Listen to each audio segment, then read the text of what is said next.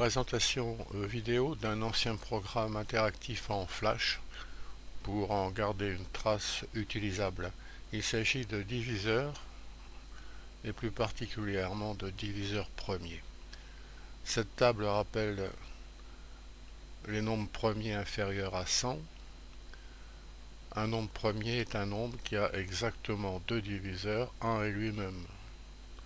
On retient les 2, 3, 5, 7, 11, 13, 17, 19, etc. Un nombre est tiré au hasard par l'ordinateur, ici 60. On est invité à chercher les diviseurs premiers.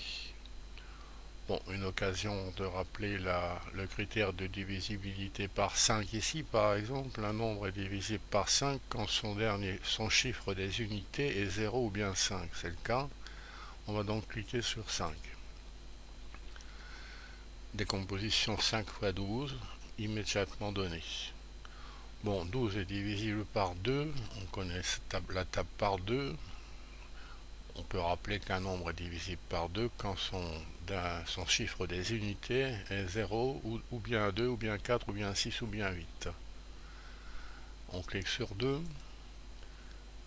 et on voit que la décomposition a été faite 10 par 6. 6 est encore divisible par 2, et 3. On arrive donc à cette décomposition en produit de facteurs premiers.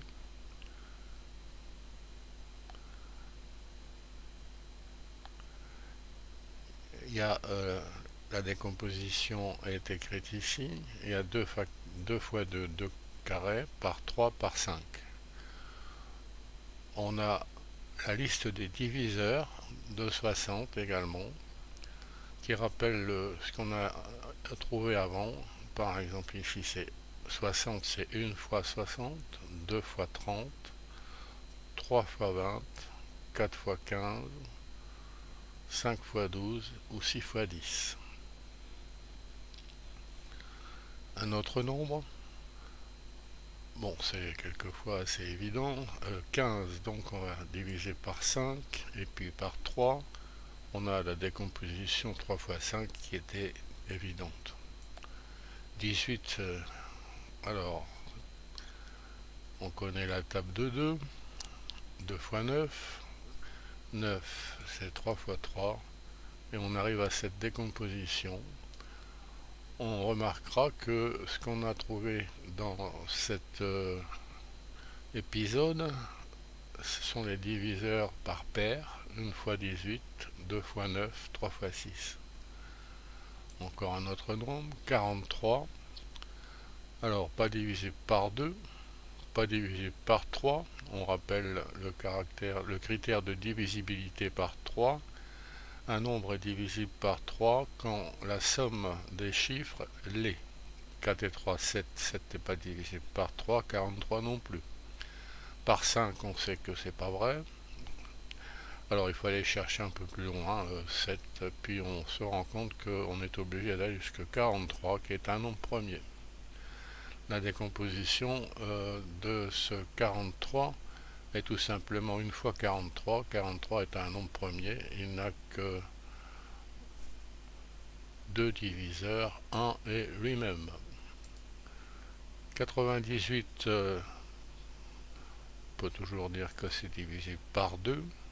On est à 49 qui est dans la table de 7, et encore 7. La décomposition est 2 par 7 carrés. Bon, il y a un espace où on peut le combler et puis mettre un multiplié entre les deux. 51. Alors, 5 et 1, 6. Donc c'est divisible par 3. Et 17, 17 est divisible par 17 et rien d'autre, c'est un nombre premier. 3 fois 17 pour 51. Encore un autre, 92. Bon, c'est divisible par 2. On a 46. 46 est encore divisible par 2.